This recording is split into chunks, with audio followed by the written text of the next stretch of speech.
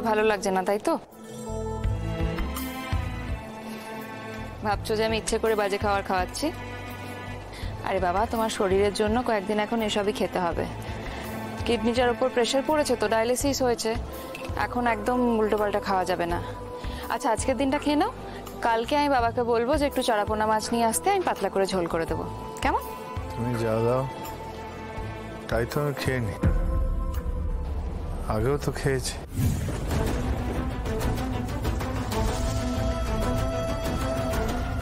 খাও, কি হলো, খাও। অতীতের কথা না ভেবে সামনের কথা ভাবো সোম। নাও।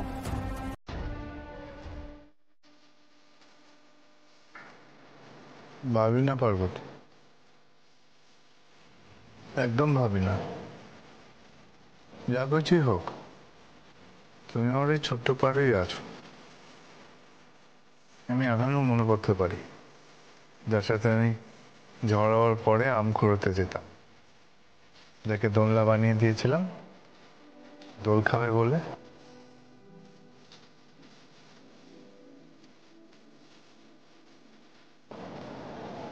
আমার খুব অবাক লাগে জানো, তুমি হঠাৎ কতটা বড় হয়ে গেলে আর আমাকে মৃত্যুর মুখ থেকে ফিরিয়ে নিয়ে এলে। প্রাণ কি শুধু আমি একা বাঁচিয়েছি সোম? মৃত্যুর মুখ থেকে তো তুমি আমাকে বাঁচিয়েছো। সাপটা তো আসলে আমাকে কামড়াতে আসছিল, তুমি সামনে এগিয়ে গিয়ে আমাকে বাঁচাতে গিয়ে নিজে কামড়টা খেয়ে এসেছো। আচ্ছা, এরকম কেউ করে এরকম, বলো তো? বিষাক্ত সাপের সামনে কেউ এরকম ভাবে এগিয়ে যায়?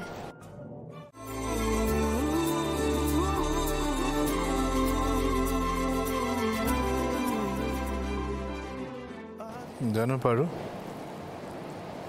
একটা কথা কিছুতেই মাথায় আসছে না। আমি না সাপটাকে কাছ থেকে দেখেছি, ওটা জেসে সাপ নয়, ওটা চন্দ্রবোড়া ছিল। এই ভুবনপুরের এই তল্লাটে এই সাপ কখনো আগে দেখিনি। কোথেকে এলো বলো তো? বর্ষাকাল তো, এদিক ওদিক থেকে চলে এসেছে বোধহয়। না না পারো, ঠিক কথা নয়, একদম ঠিক কথা নয়। বাচ্চারা সব মাঠে ঘাটে খেলে বেড়ায়, চাষিরা সব কাজ করে, এসব ভয়ঙ্কর ক্ষতি করে দিতে পারে। বিকাশকে বলে কার্বলিক অ্যাসিডের ব্যবস্থা করতে হবে। এই তো ভুবনপুরের প্রেসিডেন্ট সাহেব জেগে উঠেছে। কি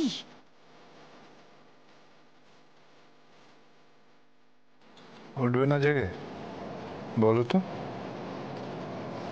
তার বউ যেভাবে তাকে যত্ন করেছে, সে তো উঠবেই জেগে। বউ নয়, বন্ধু, শুধুই বন্ধু। আর বলতে পারো একজন ডাক্তার।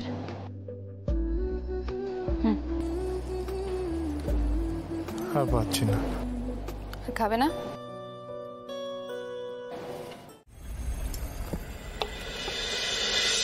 কি হলো, কোথায় উঠছো? বারে মুখ ধোবো না। চুপচাপ শুয়ে থাকো, আরে একদম উঠবে না, শো।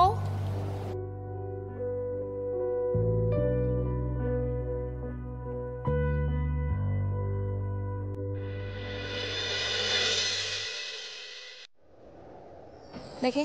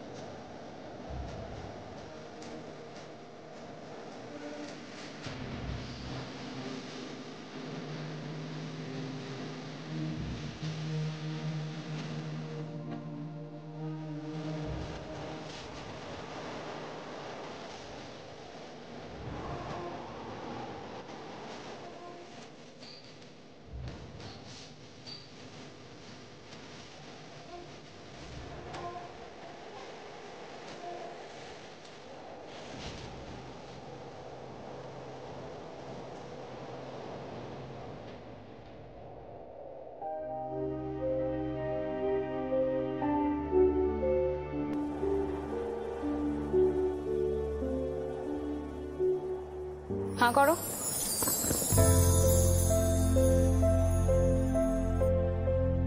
মাথাটা তোলো।